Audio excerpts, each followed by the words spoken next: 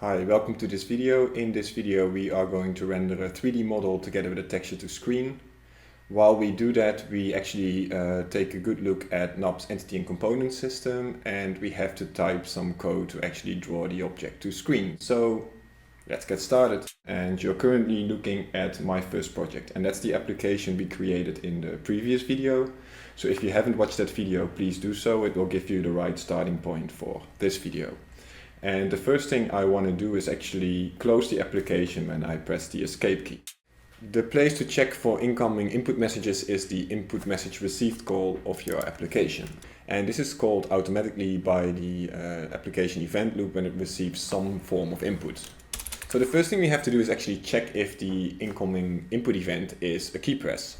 And I can use RTTI cast for that. So I'm just going to type that out right now. So I want to cast the input event to a key press event.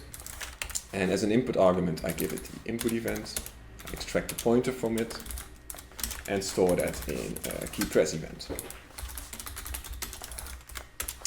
So the RTTI cast actually returns a null pointer if the input event can't be cast to a key press event. So we can use that to our advantage. So I'm going to check if the key event is not a null pointer. And in that case, I know it's a key event and I can safely extract the key from it and check if it's escape. And if that's the case, we can quit our application. Let's compile and run. So we see our two windows here. That means the application started, and I'm pressing escape now and it quits. Next thing to do is actually add some content to this application, and we're going to use Napkin for that. Napkin started. It already loaded the file for me, and the first thing I want to do is actually remove the second window because we won't need it for now. So just remove it, press Ctrl S, and it's gone. Let's add our first resource, and our first resource is the model or mesh we want to draw to screen. So I'm going to create a resource called mesh from file.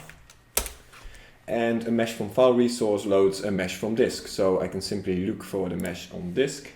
In the data folder, I will find a pighead.mesh file and point it to that one. The pighead.mesh file is created for us by the build system when it encounters an FBX file in the data folder. Now the only thing I have to do is actually name it to something more sensible. So I will call this pighead.mesh. Let's add the shader and material that we use to render the pighead with. So I'm just going to create a new resource, and that's going to be a shader, and I'm going to create a new resource, and that's going to be a material. Now the shader needs to point to two files on disk, the fragment part of the shader and the vertex part of the shader. So I'm going to point it to the fragment part right now,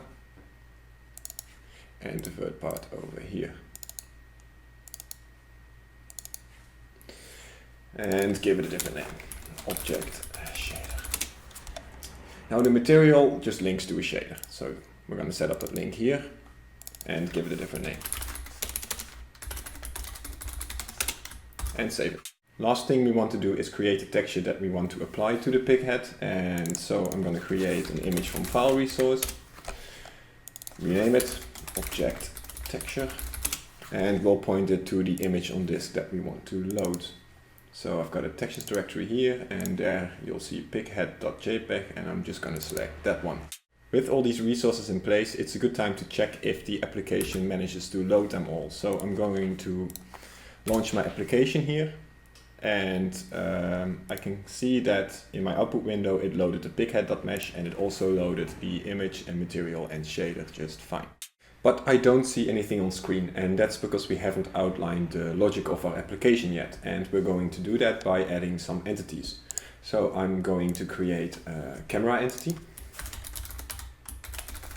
and I'm going to create a model entity. With this entity structure in place, we can start to add some behavior to these individual entities.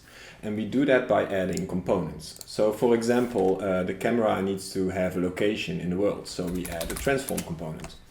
And we rename that to be the camera transform component. The camera also needs to know what kind of camera it is. So we add a perspective camera component. This turns this camera into a perspective camera. So let's rename it And there we go. Now let's define or add the behavior to the model entity. And the model entity, just like the camera, needs to be placed somewhere in the scene. So we'll add a transform component to it. And we'll call that model transform component. But most importantly, the model needs to draw itself to screen. And for that, we'll add a renderable mesh component. And we'll call that the model renderable mesh component. Now that's a very long name, but this component makes sure that the material together with the mesh can be rendered to screen and is able to do so. With our entities in place, we just have to make sure that when NUP initializes the application, it also spawns these entities. So we just have to add them to the scene over here. So I'm going to add the camera entity and I'm going to add the model entity.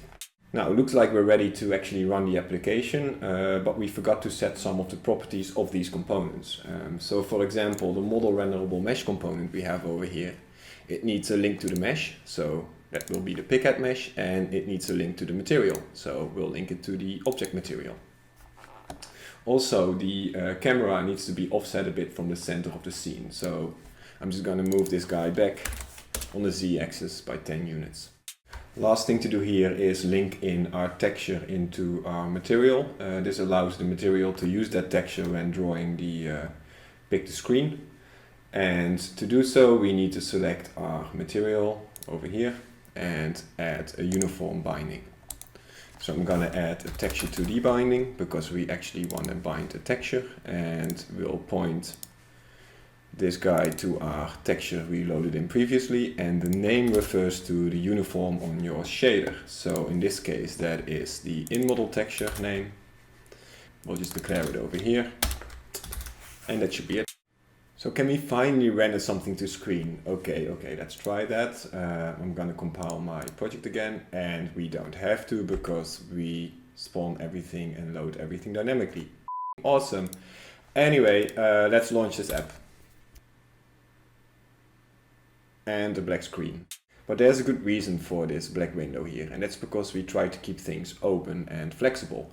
So by default, even if you declare something to be renderable, NUP doesn't render it because it doesn't know where to render it to. You have to tell it to render it to monitor A, monitor B, maybe it needs to render to a different render target. I don't know. It's all up to you, but it makes things a bit more difficult.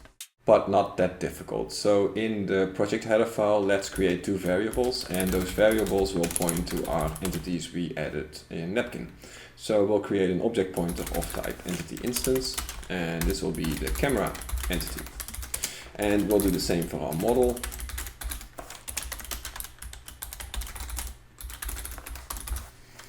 And in our CPP of the application, after having found the scene, we will query the scene to actually locate those entities for us. So mscene, find entity, camera entity, and mscene, find entity, model entity. Let's store those, camera entities and model entity. Now let's verify that the application is able to find the camera and our model. So what I'm going to do is run the application in debug mode, wait for the breakpoint to get hit, step over them and see if our pointers are set. Yeah, that one is set. That one is set as well. Now let's move to the rendering part of our application. We've been in init all this time. We're going to go down and look for the render call. Inside this render call, you'll see that the current render window is made active, the render target is cleared, the GUI is drawn, and the render window is swapped. And in between those calls, we'll have to set up our own draw call. And we do that before we draw our GUI. But the first thing to do here is define a list of objects that we want to render. And that list of objects we want to render contains renderable component instances. And we'll call that render comps. And let's extract the model that we want to render and add it to this array. So a model entity get component, renderable component instance, and store it.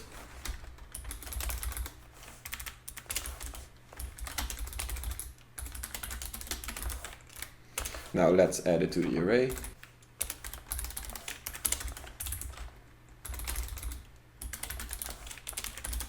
Note that we still miss a camera, so we're gonna find that. Get component, perspective camera component instance. Let's store that.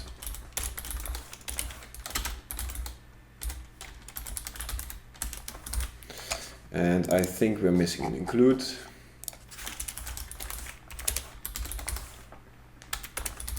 Note that we also had to include renderable mesh component.h over here.